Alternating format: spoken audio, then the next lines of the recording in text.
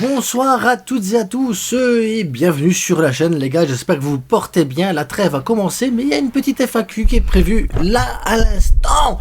La FAQ, vous avez été nombreux à poser des questions, donc on va essayer de répondre à toutes les questions les gars. Maintenant s'il y en a qui se ressemblent, ça se ressemble. En attendant je tenais aussi à vous remercier parce que l'air de rien, vous êtes nombreux à participer, vous êtes nombreux à revenir aussi sur la chaîne, j'ai remarqué. Et il y a beaucoup de nouveaux aussi, donc ça fait plaisir les gars. Merci. Merci à toi, si tu te reconnais dans ceux qui reviennent. Merci, si tu te reconnais à toi dans les nouveaux abonnés, merci à toi. Et merci aux habitués, évidemment, parce que sans vous, la chaîne n'existerait pas. Donc, merci.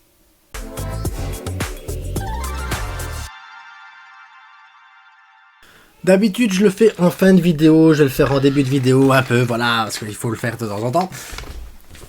Les maillots, et c'est l'Espagne, là vous avez le survêt, vous avez les maillots qui sont là, et peu importe, hein, il y en a tout plein d'autres aussi. Sur le site du vestiairestore.com, vous retrouverez ça dans la description. 10% de remise, code promo la frite. Les maillots sont d'excellente qualité, les gars, ils sont bien, ils sont beaux, ils sont jolis, ils sont extraordinaires. Bref. Les maillots, pas cher, ça me fait plaisir, ça vous fait plaisir, c'est bien, c'est pas cher, ça soutient la chaîne un petit peu. Un like soutient la chaîne également. Mais maintenant, on va commencer par les questions, les gars. Donc, on y va. Précieux Bakuma qui dit Ferran Torres blessé. On commence direct là, dans le vif. Ferran Torres blessé. Je ne sais pas si je dois souffler ou m'inquiéter pour l'infirmerie. Toi, t'en penses quoi de la blessure de Ferran du Shark, de la blessure du Shark? Ben écoute, n'étant pas vétérinaire, moi je ne connais pas les problèmes de nageoire, dorsale, ventrale, est-ce que c'est un problème de dentition, est-ce que voilà, et s'inquiéter pour l'infirmerie, oui, il est capable de manger les autres. Comment allons-nous faire pour garder Ferran Torres comme ça dans un endroit qui va le protéger, le mettre dans de bonnes dispositions, parce qu'il faut pas oublier, sa vie dans un environnement naturellement aquatique. Que fait-il là? Que fait-il là?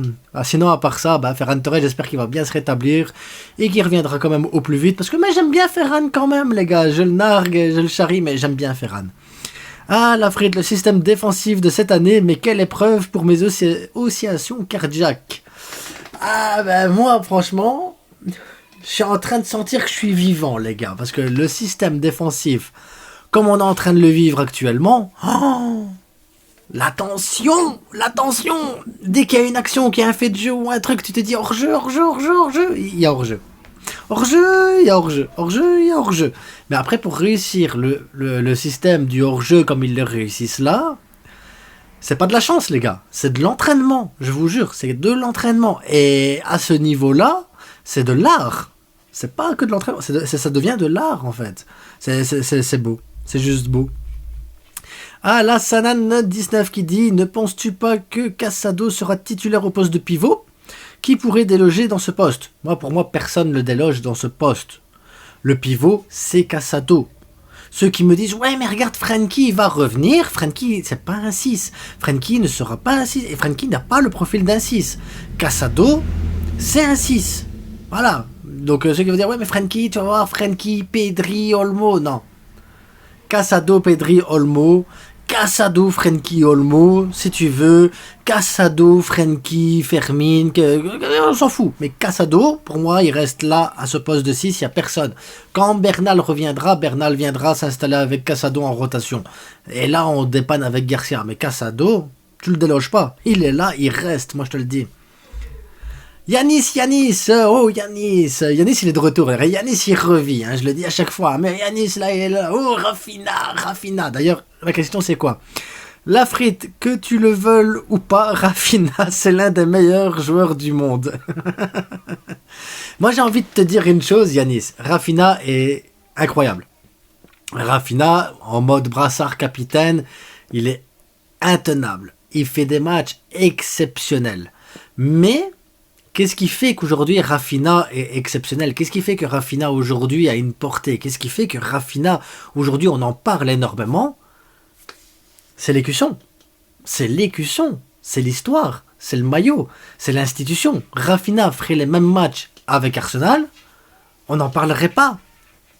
Parce que tu fous Saka à Barcelone, avec les mêmes performances que Saka actuellement, Saka serait top 5 ballon d'or. Qu'est-ce qui fait que Rafinha aujourd'hui est un grand joueur? Son talent, mais l'institution pour laquelle il joue aide énormément Rafinha à être ce joueur-là que tout le monde voit actuellement. Donc Rafinha seul, non, mais maintenant Rafinha avec cette institution derrière qui le met en avant comme ça, oui. Après Rafinha est très très fort, mais l'un des meilleurs du monde. Toi, Messi par exemple, tu le mets où tu veux, ça reste le meilleur du monde. Ça reste le meilleur du monde. Rafinha, tu le reprends, va le remettre à Chelsea, à Leeds, à Liverpool. Je suis pas sûr qu'on parle de Rafinha comme on parle actuellement de Rafinha. Avec les mêmes performances. Hein. L'institution catalane met énormément les joueurs en avant et met en sorte et fait que les joueurs soient en vitrine. Pourquoi les joueurs viennent signer à Barcelone? Pour ça aussi. Parce que tu as l'histoire, tu as tout ça. Et quand tu vas arriver à ta retraite et tu vas dire j'ai joué à Barcelone, ça fait tout. Et les médias, c'est la même chose. T'as pensé quoi de l'entrée de Fatih, me dit Abd Admatakade. Ah ben écoute, j'ai trouvé l'entrée de Fatih intéressante. Maintenant, est-ce que c'est suffisant pour me dire, tiens, Ansu Fati, vraiment, c'est le gars qui va perturber tout le monde, qui va essayer... Non. Non. Il a fait une entrée intéressante. Voilà. Maintenant, est-ce que c'est suffisant? Non. Est-ce qu'il faut lui laisser du temps? Évidemment. Moi, comme je l'ai dit en début de saison, j'attends rien de Fati. Donc, en attendant rien de Fati, moi, je le vois rentrer, il fait des petits trucs sympas et tout ça, c'est cool. C'est une année de transition pour lui. Il va falloir qu'il monte en puissance, mais on a le temps, les gars, on a le temps. Youssouf Hamid, bonsoir Lafrite, bonsoir à toi. Avec une telle performance de Rafinha, penses-tu l'option de faire venir Nico Williams est toujours bon? Oui, évidemment que c'est toujours bon. Il n'y a pas de doublure. Il n'y a pas de doublure. Tu vas mettre qui? Ferran? Imagine, à la place de Rafinha, t'as Nico Williams. Et quand Nico Williams t'arrive à la 60e, tu fais rentrer un Rafinha monstrueux. Et à l'autre match, tu mets un Rafinha titulaire et tu fais rentrer un Nico Williams à la 60e. La qualité, les gars, c'est comme je vous ai dit tantôt là avec le poste de 6. Imagine le poste de 8. Pedri, c'est Pedri ou Frenkie. Pedri commence le match, tu le sors, tu mets Frenkie. Frenkie commence le match, tu le sors, tu mets Pedri. Tu perds pas en qualité. Et c'est ça qui est important aussi, c'est d'avoir des doublures de qualité comme les titulaires et que eux se poussent l'un à l'autre pour essayer de gagner leur place de titulaire tout le temps et de monter l'équipe. Tu dois avoir de la concurrence et une bonne concurrence. Et pour ça, il te faut des joueurs de qualité. Donc oui, Rafinha, pour le moment, il est incroyable. Mais s'il avait une concurrence derrière qui le poussait un peu plus, est-ce qu'on n'aurait pas un Rafinha encore plus fort? Encore plus fort, les gars. Il faut voir plus loin. Il faut voir plus loin, les gars. Alors, ne trouves-tu pas que Ansu Fati pourrait retrouver le niveau sous Flick de Alassana 19 encore, qui me dit ouais bah écoute, Flick de toute façon fait des miracles avec beaucoup de joueurs, et d'ailleurs fait un énorme miracle en début de saison parce qu'avec l'équipe que t'as, je suis pas sûr que beaucoup d'entre vous auraient signé pour des victoires avec des 3 buts d'écart, 4 buts d'écart, une seule défaite, enfin je suis pas certain qu'on aurait tous signé la même chose et qu'on aurait dit ouais avec Flick ça va être comme ça, surtout avec l'équipe qu'il a là quand même, tu sais, Martin à la plage, Martin se balade et Martin dans le sable. Ah ouais, avec ces joueurs-là, tu vas faire des victoires 3-0. Je suis pas sûr. Non, ce qui fait Flick là, c'est exceptionnel. Donc oui, je pense qu'il y a moyen qu'il fasse quelque chose avec Fatih, mais il va falloir être patient, les gars. Alors, Rafinha, techniquement, tu ne le trouves pas largement, mais vraiment largement au-dessus que l'année dernière. Alors, l'année dernière... Et attends, tu termines avec vraiment incroyable techniquement.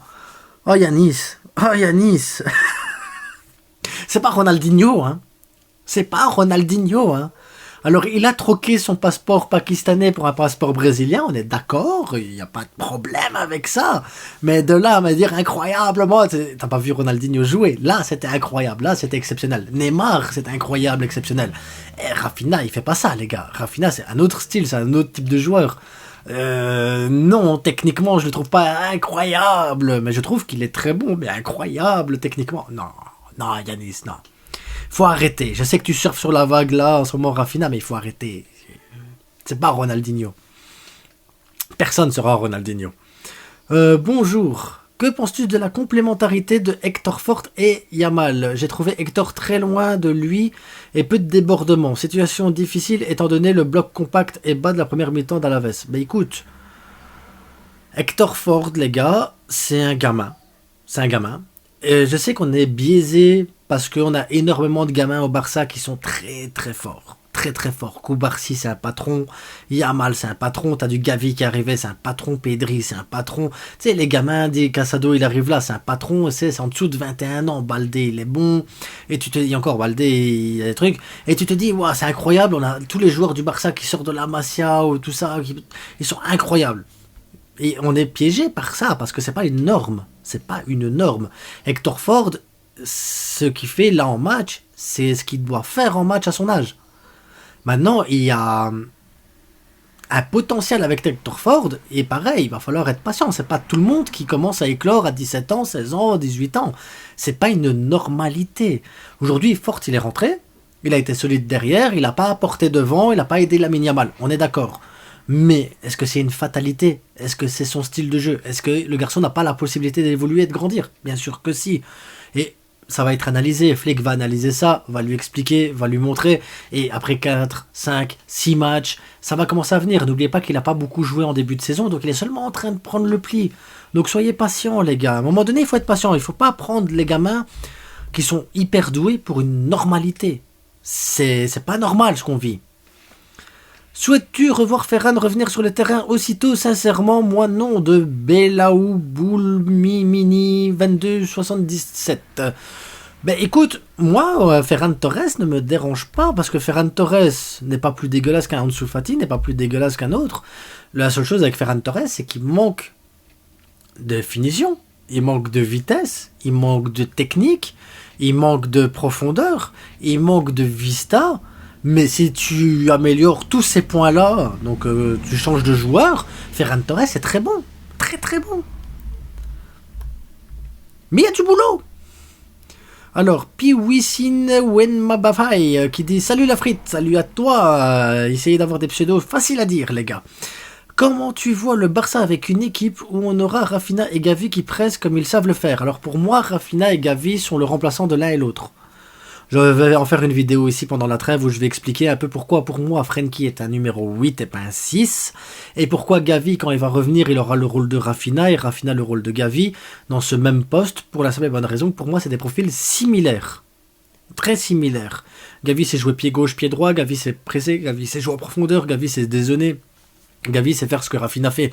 C'est pour ça que quand on me dit Rafinha est incroyable, Rafinha est trop fort, Rafinha est très très bon, mais ce que Rafinha fait, Gavi sait le faire. Contrairement à Ronaldinho, que personne ne sait faire ce que Ronaldinho a fait. Voilà. Un titre comparatif, quoi. Mais pour moi, voilà, Gavi, Rafinha, c'est le même. Alors, heureusement que Olmo revient bientôt. Ouais, je suis d'accord. Sinon, pourquoi le coach ne lance pas Pau Victor à la place de Ferran? Alors là, Ferran, maintenant, il n'y a plus la question à se poser. Ferran, c'est Ferran. Et Pau Victor, pour moi, il l'a toujours vu comme le remplaçant de Lamine Yamal. Maintenant, pourquoi Pau Victor n'a pas plus de minutes, je ne saurais pas te dire. Parce que je suis certain que Pau Victor a un potentiel derrière pour être intéressant. Maintenant, est-ce que c'est un potentiel qui va permettre d'être titulaire au Barça ou un potentiel pour être un bon remplaçant? Il faut voir les entraînements, il faut voir comment ça joue, il faut voir tout ça. Parce que là, on a une vision du jeu, on a une vision du joueur qui est biaisée par les minutes de jeu. Et parce qu'on voit par d'autres joueurs, mais on ne voit pas la réalité. La réalité, c'est ce qui se passe en dehors des matchs aussi. Les entraînements, le sérieux, l'activité. Enfin, il y a plein de choses qui font en sorte que l'entraîneur préfère choisir un joueur plutôt qu'un autre. Il faut... Voilà. C'est compliqué de juger comme ça, les gars. Le visionnaire 4023, que je tiens à remercier et à dire bonjour. Il est là sur chaque vidéo, le visionnaire. Ben, d'ailleurs, comme beaucoup d'entre vous, moi, Matt, je vois aussi. Il y en a beaucoup que je retiens et que je vois souvent. Quelle est ton impression sur l'entrée de Fati? Bah, je l'ai dit tantôt. Trouves-tu qu'Hector Ford, comment trouves-tu Hector Ford en arrière droit? Je le trouve suffisant pour l'actuel. Il n'y a pas besoin de plus ni de moins. Je le trouve intéressant. Voilà, Ansu Fati, j'en ai parlé tantôt. Donc voilà, soyez patients avec Ansu Fati, les gars. Est-ce qu'on va jouer cette ligue haute contre le Bayern et le Real? Alors là, j'en sais rien. J'en sais rien. Mais s'il le fait, si Hansi Flick le fait et que ça fonctionne, c'est un malade. C'est un malade. Parce que j'ai envie de te dire, oui, quand même un peu de sécurité. Mais le problème, c'est que les joueurs, tu les as habitués à jouer comme ça. Les joueurs, tu leur as donné une tactique. Les joueurs, tu leur as demandé de respecter cette tactique. Tu leur as demandé de former le truc là. Tu vois que ça fonctionne bien et qu'ils ont pris cette habitude-là. Est-ce qu'il faut changer ça? Je sais pas, franchement je sais pas. Et j'ai envie de vous dire, tant que ça fonctionne les affaires et qu'il y a du truc, tu te dis ok. Et là tu vas me dire ouais mais on va prendre 2-3 buts. Ok mais peut-être qu'on en met 4-5. J'en sais rien. Ou peut-être qu'on n'en met pas parce qu'il manque de trucs. Et là qu'on va dire on va tomber dessus. Et le foot ça va vite. Et te dire là aujourd'hui la bonne décision c'est de faire ça ou de faire ça. J'en suis incapable. J'en suis incapable. Le jeu qu'on a là maintenant, moi, me plaît énormément. Offensif, tu prends les risques, tu vas à fond, tu lèves la tête, tu vas, tu regardes pas ce qu'il y a derrière toi. Bon, heureusement parce que t'as Iñaki, mais tu vas. Moi, je kiffe ça. Hein. Mais par contre, le risque. Faut pas être cardiaque, hein, parce que. Faut pas être cardiaque. Alors. Je pense que cette ligne défensive risque de prendre l'eau face aux attaques madrilènes. Il y a un risque, hein, parce que Mbappé, Vinicius, Rodrigo, c'est rapide. Hein. Même s'ils démarrent du milieu de terrain, que Ancelotti leur dit les gars, vous montez pas plus haut. Restez sur la ligne du milieu de terrain. Le plus haut, c'est ça pour vous. Et t'espères que, y a plus Kroos, mais un Bellingham qui lance une balle un peu plus loin, en profondeur, Inigo Koubarsi, ils vont souffrir. Hein. Ils vont souffrir. Donc oui, il y a des risques les gars, il y a des gros risques. Maintenant, est-ce qu'il va prendre le risque? Le pire, c'est que je pense que oui, il va prendre le risque. Alors, Nafourkunga 1280 qui dit « Moi, je ne suis pas pour la tactique du hors-jeu. Imaginez, ouais, les gars, vous êtes vraiment en panique. Hein. Imaginez une seconde un défenseur qui n'est pas dans son match. Ah mais il faut pas l'imaginer. Hein. Il faut pas l'imaginer. Hein. Moi, j'ai envie de te dire, tu regardes le match... Tu te mets comme ça, avec les doigts croisés, et tu fais, allez, mets-nous un triplé, parce que si on prend un but, moi, c'est pas grave, mets-nous un triplé. Iñaki, sauve-nous, Iñaki. Et t'es comme ça. Parce que pour le moment, c'est, waouh, c'est tendu. Mais on gagne. Le truc de fou, c'est qu'on gagne comme ça. As-tu peur de cette ligne défensive? Voilà, on revient là-dessus. Perso, moi, je stresse... Attends, perso, je stresse même, ça va pas pour le moment. Ah, mais on stresse tous, hein. On est tous comme ça. Hein. Flick, il joue avec notre cœur, notre sensation, nos émotions et tout. Mais après, le football, est-ce que c'est pas ça aussi? Est-ce que c'est pas ça le football? Jouer offensivement, essayer de marquer plus de buts. Tant pis si t'en prends, mais essayer d'aller chercher le plus de buts possible, mettre la pression et donner des émotions et des trucs. Après, on aura forcément, à un moment donné, on va être déçu. À un moment donné, on va peut-être le payer, ce truc-là. On va prendre cher. C'est certain, les gars. À un moment donné, on va se prendre une rafale, un 3-0, un 4-0, un 4-1, j'en sais rien, tu vois. Il suffit que les joueurs en attaque, ils décident qu'aujourd'hui, ils marquent pas et que la ligne défensive, elle n'arrive pas à tenir cette profondeur-là derrière elle. C'est chaud, les gars. Dernière question, la frite, continue comme ça mon grand, je t'embête des fois mais je t'aime bien la frite. Merci à toi Yanis. Je t'aime bien aussi. Je vous aime tous les gars. Alors Chris Nakotou qui dit Gavi au poste de Rafinha, ça serait une bonne option tu trouves? Voilà quelqu'un de bien. Chris Nkakoutou, je suis 200, 300, 500% d'accord avec toi. Rafinha, Gavi, c'est le même. Tu vas changer l'un pour l'autre, tu perds pas qualitativement. Moi j'espère qu'Ansu Fati en numéro 9 ça peut fonctionner parce qu'à ce moment-là, tu sais, en dessous en numéro 9 qui fonctionne avec contre un Lewa qui fonctionne, tu vois, tu changes, tu perds pas en qualité. Un Pedri contre un Frenkie, tu perds pas en qualité. Un Casado contre un Bernal l'année prochaine, tu perds pas en qualité. C'est ça que je veux, moi. Je veux des joueurs que quand tu fais les changements à la mi-temps, à la 60e, 70e, parce qu'elle est fatiguée ou quoi, tu remplaces le joueur et tu perds pas en qualité. C'est ça qui compte. C'est ça qui compte. Je vous jure, c'est que ça. Penses-tu que le Barça pourra résister face aux forces offensives bavaroises? Moi, je pense que le Barça peut gagner contre tout le monde, les gars. Le Barça est le meilleur club du monde. Et je le redis, le meilleur club du monde. Et je le redis à nouveau, le meilleur club du monde. C'est qui? C'est le Barça, les gars. C'est le Barça. Donc, on va se laisser là-dessus. C'était la FAQ. Demain, je fais une vidéo avec l'un des meilleurs youtubeurs du monde. Je pèse pas mes mots, les gars. Demain, j'ai la chance de faire une vidéo avec l'un des meilleurs youtubeurs du monde. Donc, si vous avez des questions pour lui, n'hésitez pas à les mettre en commentaire. Je lui poserai des questions. Et si vous voulez savoir c'est qui, ben vous patienterez. Vous patienterez, les gars. Parce qu'il faudra patienter. En attendant, merci à lui d'avoir accepté l'invitation. Et on se retrouve incessamment sous peu pour une prochaine vidéo. Je vous dis à Frenkie, Pedri, Gavi, Rafinha, les rôles de l'un et l'autre, comment faire revenir les joueurs en forme, comment créer cette concurrence et tout ça. On va faire une petite vidéo sympa là-dessus. Donc à bientôt, portez-vous bien. N'oubliez pas, le plus important, c'est que du foot. Croisons les doigts, la trêve, elle est là, pas de blessure s'il vous plaît. Ou alors faites comme le Real Madrid. Tout le monde il est blessé, personne ne peut aller en sélection. C'est bien aussi, moi j'aime bien ça. En attendant, bonne soirée à tous. Abonnez-vous, likez, partagez. Ciao.